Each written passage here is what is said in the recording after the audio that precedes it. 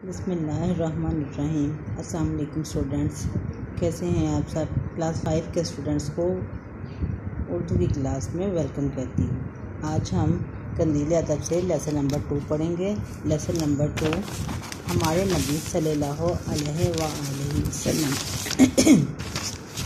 आज का हमारा टॉपिक है हमारे नबी सल्लल्लाहु अलैहि वसल्लम। इस लेसन के पढ़ने का मकसद नबी करीम सल्लल्लाहु अलैहि वसल्लम की ज़िंदगी के हालात से वाक़फ़ियत हासिल करना है। तो आज की इस वीडियो में हम इस लेसन की रीडिंग करेंगे, उसे समझेंगे। बेटा, पहले पैराग्राफ में ये बताया गया है कि नबी करीम सल्लल्लाहु अलैहि वसल्लम का ताल्लुक़ अरब के मौज़ूज़ कबीले कुरैश से था और आपका ख़ानदानी सिलसिला हज़रत इब्राहीम से मिलता है और आप अपने वालिद के इंतकाल के 4 माह बाद पैदा हुए। आपके दादा मक्का के मशहूर सरदार थे और आपकी वालदा का ताल्लुक़ भी मदीना के बहुत बड़े ख़ानदान से था। आपकी तारीख़ पैदाइश 9 रबीउल अव्वल या बाज़ किताबों में 12 रबीउल अव्वल है, जो कि ईस्वी साल के मुताबिक 22 अप्रैल 571 ईस्वी बनती है।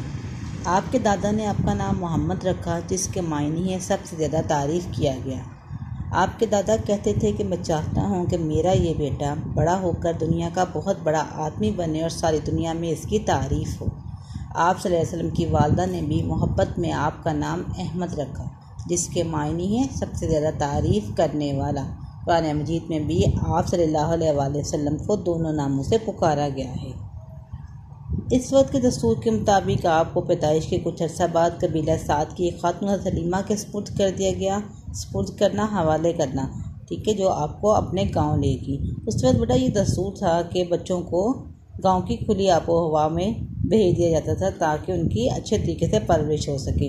जहां आपकी परवरिश बहुत अच्छे तरीके से हुई, गांव की फ़ज़ा में रहने से आपकी सेहत बहुत अच्छी हो गई।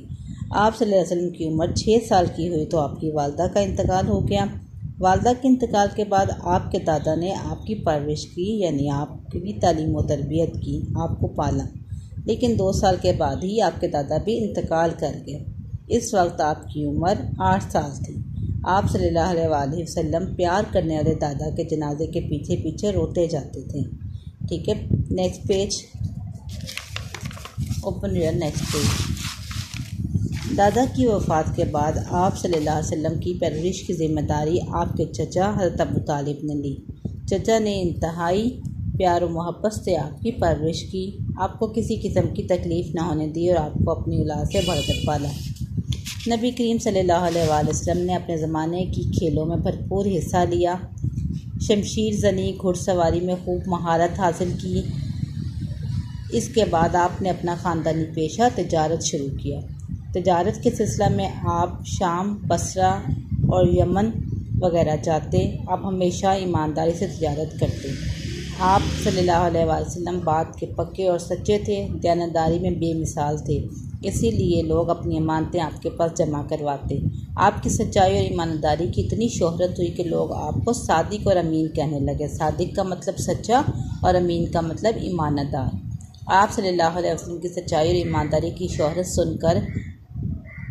मशहूरी सुनकर एक नेक सीरत मालदार खातून हज़रत खदीजा ने आप सल्लल्लाहु अलैहि वसल्लम से शादी कर ली। इस वक्त आपकी उम्र 25 साल थी।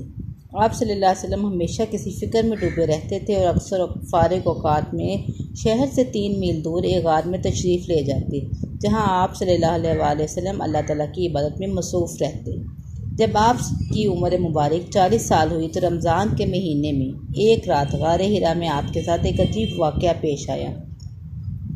आप याद इलाही में मसरूफ़ थे कि जिब्राईल अलैहिस्सलाम आपके पास तशरीफ़ लाए और आपसे कहने लगे, इकरा यानी पढ़िए। आपने फरमाया, मुझे पढ़ना नहीं आता। हज़रत जिब्राईल ने आपको सीने से लगाया और कहा, पढ़िए। आपने फिर कहा, मुझे पढ़ना नहीं आता। हज़रत जिब्राईल ने आपको सीने से लगाया और कहा, पढ़िए। आप सल्लल्लाहु अलैहि वसल्लम ने फिर कहा, मुझे पढ़ना नहीं आता। हज़रत जिब्राईल अलैहिस्सलाम ने तीसरी मरतबा आप सल्लल्लाहु अलैहि वसल्लम को अपने सीने से लगाया और पढ़ने के लिए कहा और सूरह अल की पहली 5 आयत आपको याद करवाएं, जिनका तर्जुमा है, पढ़ अल्लाह के नाम से जिसने पैदा किया इंसान को जमे हुए खून से। पढ़ और आपका रब बड़ा कर्म करने वाला है, जिसने कल्म से इल्म सिखाया इंसान को जो वो ना जानता था। आप सल्लल्लाहु अलैहि वसल्लम ये सबक याद करके वापस आए और लोगों को अल्लाह ताला का पैगाम सुनाने लगे, जिस पर मक्का के लोग बहुत नाराज़ हुए और आप सल्लल्लाहु अलैहि वसल्लम को परेशान करने लगे। जब मुखालफत ज़्यादा बढ़ी तो आपने मक्का से मदीना की तरफ हिजरत की और वहाँ पहुंचकर तबलीग का सिलसिला शुरू किया। कुछ अर्सा बाद आपने मस्जिद नबवी तामीर की। आपकी मुसलसल कोशिशों चंद ही सालों में इस्लाम पूरे अर्ब में फैल गया। 10 हिजरी में आपने 1 लाख मुसलमानों के साथ हज का फरीज़ा अदा किया। फरीज़ा फ़र्ज़ को कहते हैं। हज से वापसी पर आप सल्लल्लाहु बीमार हो गए। 12 रबीउल अव्वल 11 हिजरी यानी ईस्वी तारीख के मुताबिक 8 जून 633 को आप खालिक से जा मिले। आप सल्लल्लाहु अलैहि वसल्लम ने फरमाया, तुम में बेहतरीन शख्स वो है जिसके इखलाक अच्छे हों। हमें चाहिए कि हम भी अपना इखलाक बेहतर करें और लोगों के साथ भलाई और मोहब्बत से पेश आएँ। बेटा, इस लेसन में नबी करीम सल्लल्लाहु अलैहि वसल्लम की पैदाइश के से लेके उनकी वफ़ात तक के तमाम अहम वाक़यात को बयान किया गया है। अब आपका काम क्या है, आपने इसकी रीडिंग बार बार करनी है, ठीक है। और अपनी कॉपी पर टाइटल पेज बनाइए, मुश्किल अल्फाज राइट कीजिए। मुश्किल अल्फाज आपको मैंने सेंड कर दिए हैं। इसी तरह आपने सवाल जवाब राइट करने हैं, जो मैं आपको कॉपी बता देती हूँ। अल्फाज जुमले भी मैंने आपको रिटन फॉर्म में भेज दी हैं। आपने वो उन अल्फाज के जुमले खुद बनाने हैं अपनी कॉपी पे और उन्हें याद करना है। आइए अब सवाल जवाब की तरफ चलते हैं। सवाल नंबर 1, हम पहले 4 सवाल करेंगे। ये 4 सवाल आप यहाँ से सवाल अपनी कॉपी पे राइट कीजिएगा और जवाब लिखिएगा। आप सल्लल्लाहु अलैहि वसल्लम के दादा आप सल्लल्लाहु अलैहि वसल्लम के बारे में क्या कहते थे। पेज नंबर 7, आप सल्लल्लाहु अलैहि वसल्लम के दादा कहते थे कि मैं चाहता हूँ मेरा ये बेटा बड़ा होकर दुनिया का बहुत बड़ा आदमी बने और सारी दुनिया में इसकी तारीफ। आपको मैं एक दफ़ा क्वेश्चन आंसर रिटन फॉर्म में भी दिखा देती हूँ, आप इस वीडियो से भी देख के राइट कर सकती हैं। क्वेश्चन नंबर 1 का आंसर, हज़रत मोहम्मद सल्लल्लाहु अलैहि वसल्लम के दादा कहते थे कि मैं चाहता हूँ मेरा ये बेटा बड़ा होकर दुनिया का बहुत बड़ा आदमी बने और सारी दुनिया में इसकी तारीफ़ हो। ठीक है, पेज नंबर 7 फर्स्ट पैराग्राफ में इसका आंसर मौजूद है। क्वेश्चन नंबर 2, आप सल्लल्लाहु अलैहि वसल्लम को गांव क्यों भेजा गया। उस वक्त ये दस्तूर था कि बच्चों को गांव भेजा जाता था ताकि खुली फ़ज़ा और साफ़ सुथरी आबो हवा में उनकी परवरिश हो सके, इसीलिए आपको भी गांव भेजा गया। सवाल नंबर 3, आपने किन किन खेलों में महारत हासिल की। आपने अपने ज़माने की खेलों में हिस्सा लिया। नेज़ाबाजी, शमशीर जनी, घुड़सवारी में खूब महारत हासिल की। सवाल नंबर 4, लोग आपको क्यों पसंद करते थे।